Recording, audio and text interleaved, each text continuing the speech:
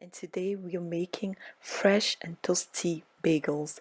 They're so easy to make and they require just a few ingredients. This recipe uses all-purpose flour, but if you have bread flour, it's the best flour you can use for bagels because you will get that chewiness that you usually get from bagels at any other store, but I only had all-purpose flour and that's what I use. I actually look at a lot of other recipes to make sure that I get the perfect liquid to flour consistency so that my bagels are close to the original bagels made with bread flour. You will find a link to this recipe under the description below. And while you're here, please don't forget to subscribe and like this video and even share if you know anybody that will appreciate having this kind of content. So thank you.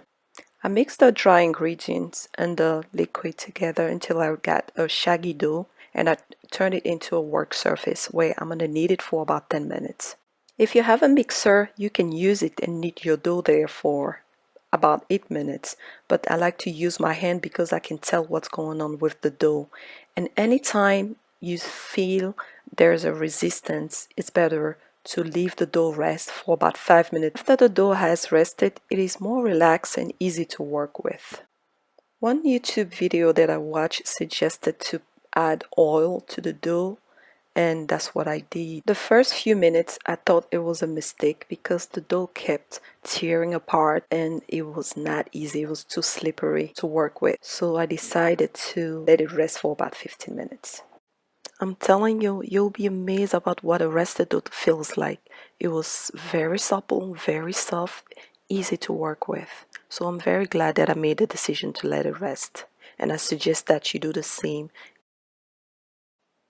This dough is the base dough for all the 4 different flavors that I'm planning to make.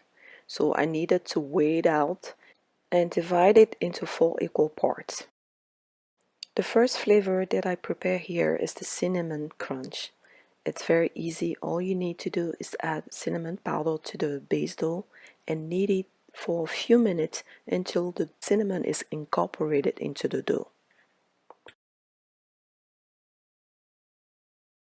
The second flavor that I prepare here is the raisin bagel, and it is one of my favorite bagel. All you need to do is to soak in your raisin before you even start making the base dough so that it is hydrated before you incorporate it into the dough. And just like with the cinnamon, is just work the dough until everything is incorporated into the dough. As you can see here, there are a few that are coming out, but if you keep working the dough, it will eventually stick to the dough. And another thing to add here is that it will get softer because it contains water, so the dough will be a little tacky. Be aware of that, but there's nothing to worry about. The last flavor here is the chocolate chips bagel flavor, and my kids love it. The only problem I think is that I use too many chocolate chips, so I'll adjust my recipe. But again, the same rule apply. All you need to do is incorporate all the chocolate chips into the dough. After everything has been prepared, you have to let your dough rest for about 2 hours in a warm and safe environment. After 2 hours, it's time to cut and shape your dough. You will see that your dough has risen, but you don't want it to rise too much because you will end up with flat bagels. So you cut your dough into 3 parts or whatever many parts you want it. But I want these bagels to be about a medium size, not too big but not too small. So I cut them in 3 and shape them into a ball. Just make sure you have like a even ball. If you can make a ball with your hand, it will be nice.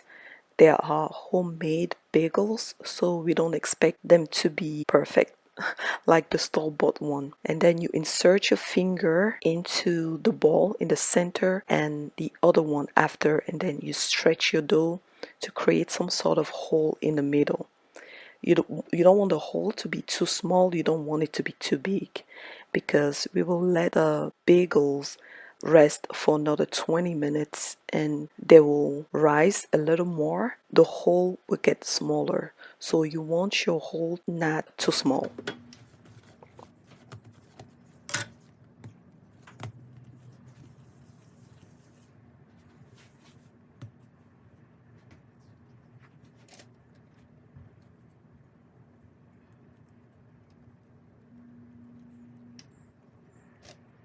Now that all of our bagels have been shaped, we are gonna let them rest for another 20 minutes. After 20 minutes, you are going to dip each bagel into some simmering water for about 40 seconds on each side. I suggest you start this process using the plain bagels first, because if you start with the chocolate, you will see that the water will get contaminated, if I shall say, with chocolate because it will melt down. After you've transferred your bagels onto a baking sheet covered with parchment paper, you should brush them with egg wash and apply your toppings. Another mistake that I made here is to apply the cinnamon topping at this point. I think that you should wait about 5 minutes till the end to apply the cinnamon crunch because it will melt and burn. Bake your bagels in the oven for about 17 to 18 minutes at 430 degrees Fahrenheit. When your bagels come out of the oven, let them rest for about 30 minutes if you can. I just couldn't resist. I had to cut into them, and especially the resin. Look at that, it's so beautiful. That golden resin. First, it is soft because it's still hot and it is made out of all-purpose flour. And just enjoy your bagel with some cream cheese and some orange juice. It is delicious, especially when you let it cool down. The outside gets a little harder. It was good. My kids enjoy it. I did enjoy it. It's very easy to make. I really hope that you can make this recipe and let me know what you think about it when you make it. Leave me comments below. I really appreciate it. Again, thank you for stopping by. I hope you enjoyed this video and please don't forget to subscribe. Thank you. Bye bye.